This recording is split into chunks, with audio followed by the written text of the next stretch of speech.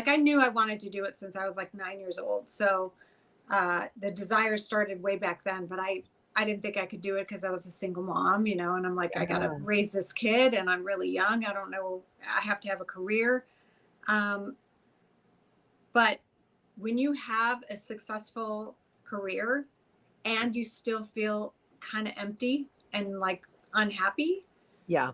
I knew. I was like, I just have to try it. I just have to try it. I just have to get it out of my system to see if I even like it, if I'm any good, if I want to pursue it. So um, I think I knew before I even did it. You know what I mean? Does Really? that sound like Yeah, I like knew that I knew it was my dream for yeah. many, many years. So I guess I I'd have to figure out a way to make a living at it, if I really wanted to. So I took a class that I was so scared to do it. So I took a class in Chicago Zanies. Ah, nice. And you know how when you take these classes, it's like maybe 4 or 6 weeks, and then you have to graduate at the end, right? You have to do Yes. 5 minutes.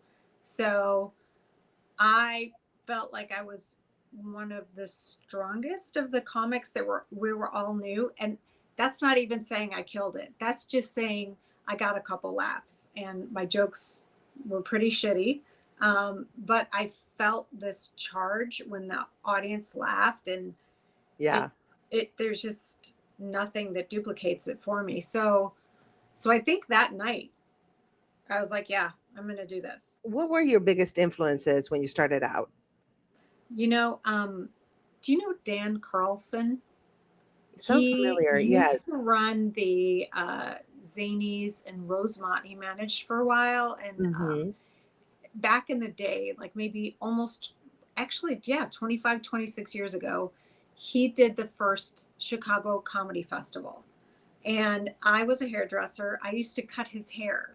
Oh, So, wow. yeah. And I knew he was a stand up comedian. So every time he came in, I'd be like, so tell me about this or tell me about that. And he goes, why don't you just come?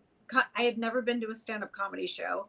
He's like, why don't you just come? And I was like, I would love it. So I watched him. And then the first female comic I saw live was Margaret Smith. Very dry delivery. One of my favorite jokes that she does is, I drove my parents to the airport. They leave on Monday. Like that kind of a very Yeah. dry, but Yeah. great punchlines, very unique. So when Yes. I saw her, I was like, oh, that's how you do it. So I started doing that. Can you imagine me with my energy and my voice going, yeah, No. yeah, yeah. Then I started tanking every show. Yeah. And, when I would talk to headliners, they're like, why are you talking like that? That's not how you really talk. And I guess you just copy what you see. Like I love Paula Poundstone too. And Yes. she's just so phenomenal. I love her. To this day, I still follow her on social media and I've seen her live a few times and she's fantastic. So I tried to kind of be quirkier like that. And it was too much too. So like, you kind of like, oh, this is how you do it. Or you deliver like Richard Pryor. Well, guess what? No one can deliver like Richard Pryor except for Richard Exactly. Pryor. Exactly. We're all so unique and we're all different, and authenticity is a very important thing, I think, in stand-up comedy. Yeah. Yeah. And Yeah. now I think for the past, I'd say 5 years, I'm more myself on stage than I have ever been.